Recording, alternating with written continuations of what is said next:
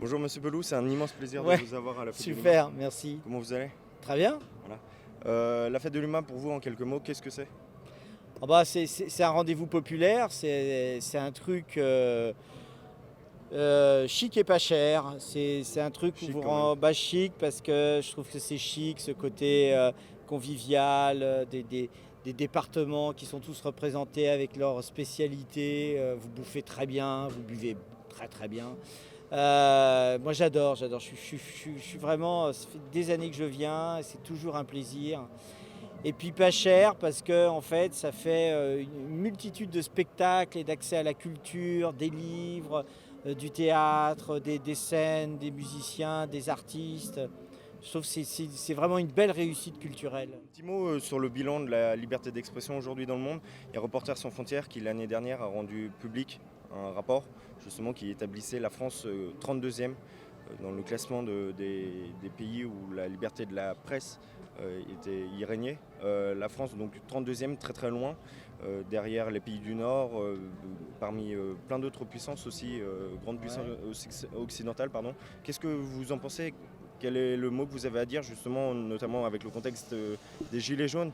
On a C'est bien très vu. compliqué, c'est-à-dire qu'en fait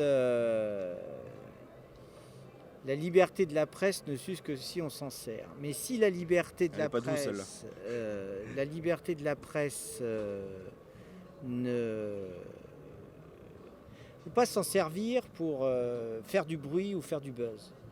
C'est-à-dire que le métier de journaliste, c'est un métier qui est d'une très grande noblesse et qui engendre une responsabilité par rapport à la démocratie. Ce qui n'est pas normal, par exemple, c'est que c'est les journaux à scandale qui sont le plus vendus. Eh bien, c'est pas pour ça qu'il faut que les journalistes fassent ces espèces de journaux à scandale. On a besoin. Le monde est devenu très compliqué. Donc, d'un coup, il faut que les journalistes prennent du temps à l'analyse, à comprendre les trucs, les verrous, les systèmes. Euh, Par exemple, la prise de pouvoir. Moi, je trouve qu'il n'y a pas assez d'articles sur la prise du pouvoir par les GAFA, sur l'intelligence, sur le prêt à consommer, qui est absolument épouvantable. Et cette liberté de la presse, elle est totalement liée au fait que les organes de presse doivent être totalement indépendants financièrement. Mais les médias aident les médias, pardon, le gouvernement aide les GAFA C'est peu ça le ou prou. Je problème. veux dire, C'est ça le problème. C'est ça le vous voyez, problème. il y a des lobbies. C'est-à-dire il y a des lobbies et la lutte contre les lobbies, c'est vraiment un truc hyper important. C'est hyper stratégique. Deuxième remarque, moi je trouve que les médias français et la presse française ne s'intéressent pas assez à ce qui se passe à l'extérieur. C'est-à-dire quand vous regardez en fait des chaînes d'infos continues, notamment américaines, vous voyez tout un panel d'ouverture au monde, aux problématiques, aux migrants, aux crises à travers le monde. Et quand vous regardez les journaux des chaînes continues françaises, c'est centré franco-français, voire même, je dirais, à l'intérieur du périphérique. Donc c'est vraiment un problème. Moi, je trouve que la presse devrait avoir en France, devrait avoir une grande réflexion pour se poser des vraies questions. Par exemple, je trouve qu'on enterre trop vite la presse écrite. Euh, alors évidemment, ça rend service à des médias de se dire, bon voilà, on enterre la presse écrite, elle est morte. Et puis chaque année, moi j'entends, oui, bah ça y est, l'humanité, c'est fini, Libération, c'est fini, etc. On va passer au tout numérique, etc.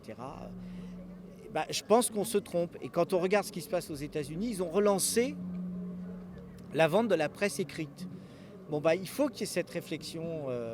Et c'est Les médias vraiment quelque chose d'hyper important. L'indépendance journalistique aussi aux États-Unis est différente de celle en France. Il y a des Ben oui, publicitaires, des industriels ben aussi oui, qui peuvent ben mettre de oui, l'argent ben voilà. pour permettre Ben justement voilà. cette sauvegarde de la presse Mais écrite. c'est pour ça que c'est quelque chose qu'il faut. De délicat. C'est pas délicat, faut vraiment le défendre. Et puis vous savez, il y a tout l'emploi qui va derrière. Les kiosquiers, on n'en parle jamais, mais les kiosquiers, c'est hyper important. Alors là, c'est intéressant de voir que la mairie de Paris a remis des billes pour redévelopper les kiosquiers. Je trouve que c'est une idée formidable. Parce que tout le monde pensait qu'on allait en finir avec les kiosquiers. Et ben, le kiosquier, c'est un lien. C'est un lien. Voilà. Mediapart, vous y croyez? Bah, Mediapart comme les autres, moi j'y crois, j'ai pas à y croire, il faut qu'ils continuent à faire du bon boulot et qu'ils travaillent. C'est pas Je veux pas dire par Mediapart là- pour Mediapart. Je veux dire par là, compte tenu de ce que vous me dites, est-ce que c'est un journalisme viable et valable? Ben, c'est ça le problème, c'est viable assez économiquement, franco-français c'est assez franco-français, mais je pense qu'il y a toute une nouvelle économie à trouver. Mais qui est intimement liée à ces putains de GAFA, quoi, qui d'un coup, si vous voulez, un journaliste qui va faire un bon papier, il faut que ce papier rapporte à la presse qui paye le journaliste pour qu'il puisse continuer à faire des bons papiers. C'est-à-dire le pillage des papiers. Moi, je m'en suis fait piquer, j'écris dans Ciné Mensuel, je me suis fait piquer des papiers. Bon, bah voilà, c'est un problème. Et quand d'un coup, l'Europe, lors de son dernier, la dernière mandature qu'ils ont eue, ils ont voté un truc sur les droits d'auteur qui est un massacre à ciel ouvert. Je veux dire, d'un coup, que le législateur français, mais c'est intimement lié avec la liberté, hein. Le législateur français laisse piller les droits d'auteur par Netflix. C'est un truc, on est en recul, quoi. Et un fléau Bon. aussi, pour finir, c'est l'autocensure dans le journalisme.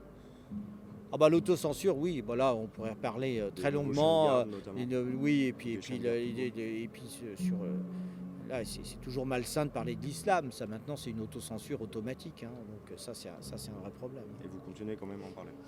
Ah bah évidemment. Allez, au Merci à revoir. vous.